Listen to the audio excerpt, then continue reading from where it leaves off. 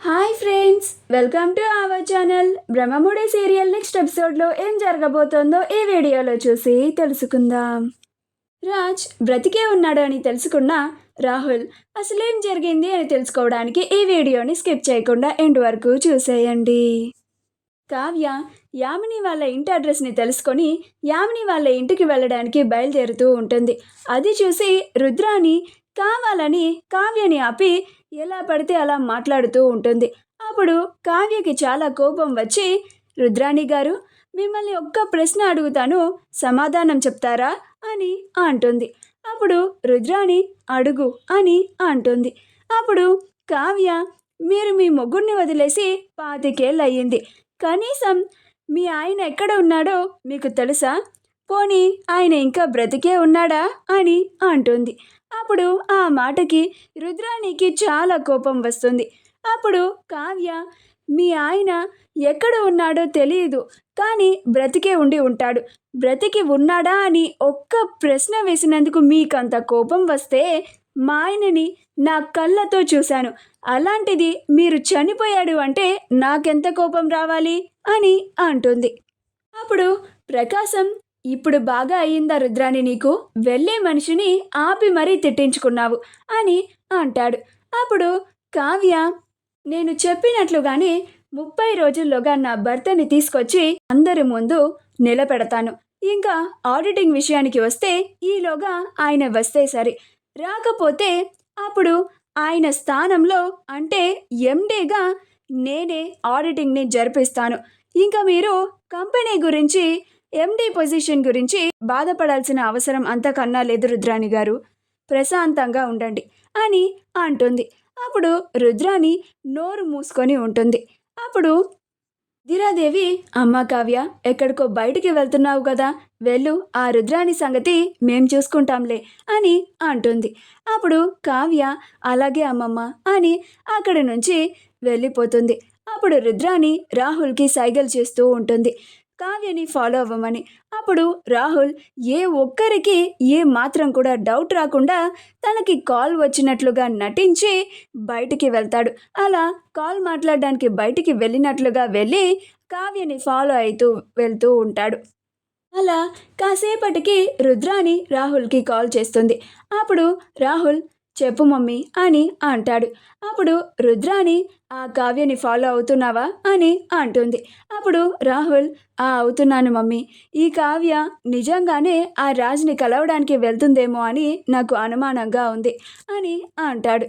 అప్పుడు రుద్రాణి, వెళ్తే మంచిదే కదా రాహుల్, అప్పుడు మనకి ఆ రాజ్ ఎక్కడున్నాడో తెలిసిపోతుంది, అప్పుడు మన పని సులువుగా పూర్తి అయిపోతుంది అని అంటుంది. అప్పుడు రాహుల్, సరే మమ్మీ, నేను ఏదైనా ఇన్ఫర్మేషన్ తెలిసిన తర్వాత నీకు కాల్ చేస్తాను అని కాల్ని కట్ చేస్తాడు. అలా కావ్యని ఫాలో అవుతూ ఉంటాడు. కావ్య యామిని వాళ్ళ ఇంటికి వెళ్తుంది. ఇంటికి వెళ్ళగానే కాలింగ్ బెల్ని కొడుతుంది. అప్పుడు రాజ్ వచ్చి డోర్ని ఓపెన్ చేస్తాడు. రాహుల్ దొంగచాటుగా నుంచొని ఇదంతా చూస్తూ ఉంటాడు. అసలు ఇది ఎవరి ఇల్లు, కావ్య ఎందుకని ఇక్కడికి వచ్చింది అని మొత్తం చుట్టుపక్కల అంతా చూస్తూ ఉంటాడు. అలా డోర్ వైపుకి చూస్తూ ఉంటాడు.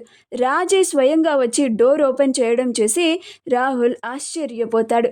నిజంగా రాజ్ని చూశానా నేను, అంటే రాజ్ బ్రతికే ఉన్నాడా, ఇది కళ నిజమా అని కాసేపు అయోమయంలో పడిపోతాడు. తన చేతిని తానే గిల్లుకొని, అమ్మో ఇది నిజమే, అంటే కావ్య చెప్పినట్టుగానే రాజ్ బ్రతికే ఉన్నాడు, కానీ రాజ్ ఈ ఇంట్లో ఎందుకున్నాడు అని ఆలోచిస్తూ ఉంటాడు. వెంటనే ఈ విషయాన్ని మమ్మీకి చెప్పాలి అని రుద్రాణికి కాల్ చేస్తాడు. అప్పుడు రుద్రాణి, చెప్పు రాహుల్, ఏమన్నా తెలిసిందా అని అంటుంది. అప్పుడు రాహుల్, అవును మామ్, ఆ రాజ్ బ్రతికే ఉన్నాడు, నీ అనుమానం నిజమే అని అంటాడు. ఆ మాట వినగానే రుద్రాణి ఆశ్చర్యపోతుంది.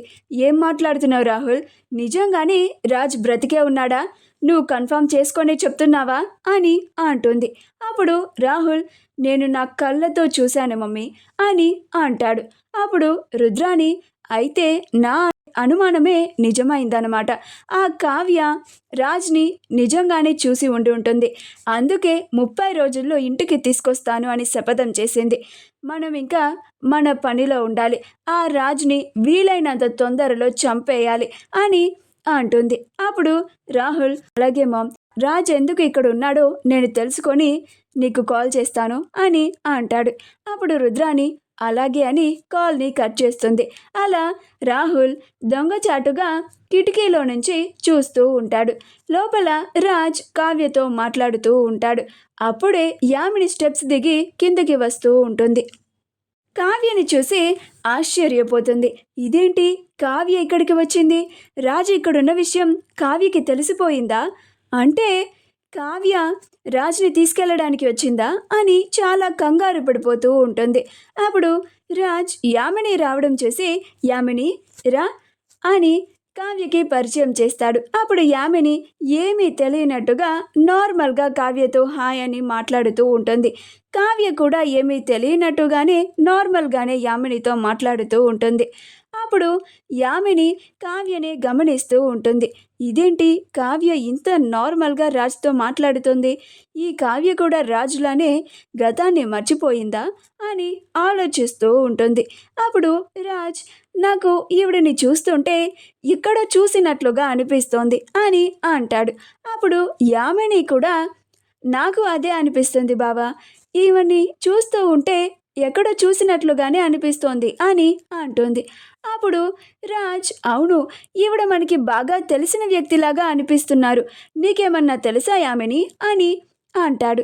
అప్పుడు యామిని, నాకు అదే గుర్తు రావడం లేదు బావా అని అంటుంది.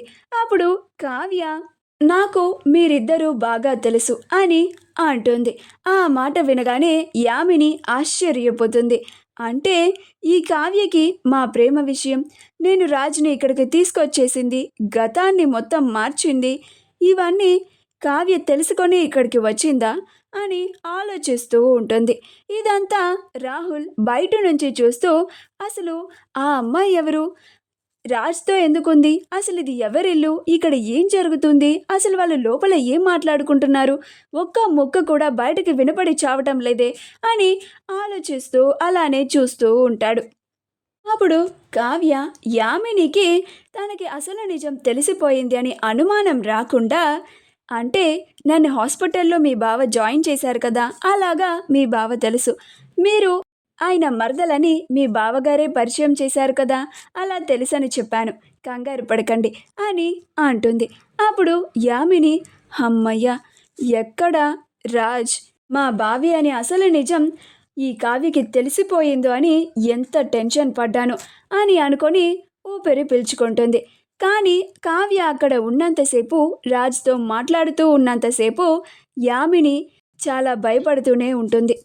మా వీడియో కనుక మీకు నచ్చినట్లయితే లైక్ చేయండి, షేర్ చేయండి, మా ఛానల్ని సబ్స్క్రైబ్ చేసుకోండి, పక్కనే ఉన్న బెల్ ఐకాన్ని క్లిక్ చేయడం మాత్రం మర్చిపోకండి.